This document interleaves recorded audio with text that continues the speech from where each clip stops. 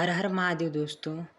जिस तरह मासिक शिवरात्रि का पर्व हर महीने की कृष्ण पक्ष की चतुर्दशी तिथि में मनाया जाता है, उसी तरह हर महीने की शुक्ल पक्ष की षष्ठी के दौरान भगवान शिव के पुत्र भगवान कार्तिकेय से जुड़ा एक खास पर्व मनाया जाता है। इस पर्व को स्कंद षष्ठी के नाम से जाना जाता है। इस पर्व में भगवान कार्तिकेय की पूजा करने के साथ ही व्रत भी रखा जाता है। भगवान कार्तिकेय का नाम स्कंद कुमार भी है, इसलिए इस पर्व को स्कंद षष्ठी कहा जाता है। स्कंद षष्ठी को कई जगह कांडा षष्ठी के नाम से भी जाना जाता है। भाद्रपद माह में पड़ने वाली ये स्कंद षष्ठी धार्मिक मान्यताओं में काफ़ी समृद्ध बताई गई है। कहा जाता है कि इस षष्ठी पर पूजा करने से ब्रह्म हत्या के पाप से भी मुक्ति मिल सकती है। तो आइए जानते हैं स्कंद षष्ठी की पूरी कहानी को। स्कंद पुराण में वर्णित एक कथा के अनुसार शुक्ल पक्ष की षष्ठी तिथि में ही भगवान कार्तिकेय का जन्म हुआ था, जिन्होंने तारकासुर नामक दैत्य का वध किया था। इसी उपलक्ष्य में स्कंद षष्ठी का पर्व मनाया जाता है। स्कंद पुराण की कथा के अनुसार एक बार तारकासुर नाम के दैत्य ने भगवान शिव की घोर तपस्या कर उनसे ये वरदान प्राप्त किया था कि उसे शिव के पुत्र के अलावा कोई और नहीं मार सके।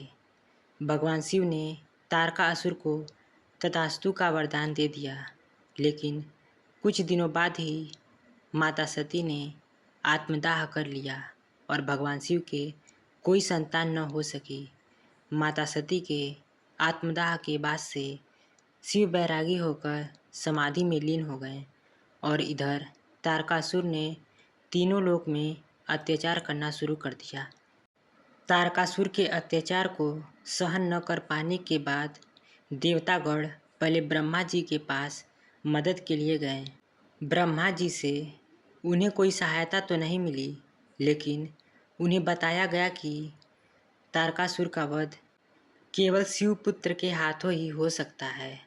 अब समस्या यह थी कि बैरागी भगवान शिव को गृहस्थ कैसे बनाया जाए ताकि उनका माता पार्वती माता सती के अवतार से विवाह हो सके, जो कि शिव को पति के रूप में प्राप्त करने के लिए कठोर तप कर रही थी।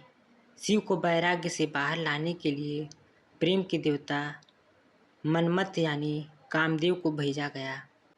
कामदेव ने शिव पर अपने पुष्प बाण चलाए ताकि उनमें तीव्र यौन भावनाएं उत्पन्न हो।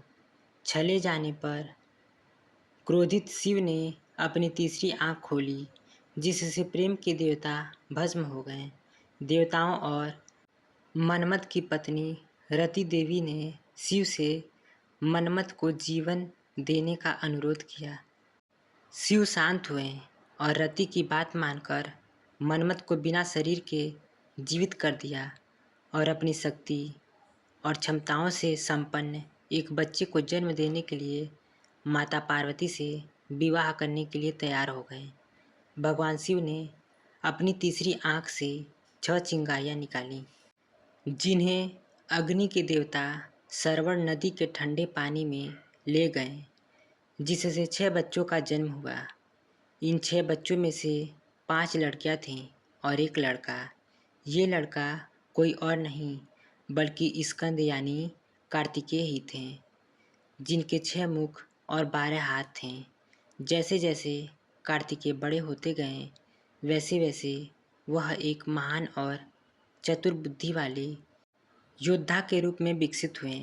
बड़े होने के बाद उन्होंने तारकासुर के खिलाफ युद्ध शुरू कर दिया। कार्तिकेय और तारकासुर के बीच भयंकर युद्ध हुआ, जिसके बाद कार्तिकेय ने तारकासुर का गला काटकर उसका वध कर दिया।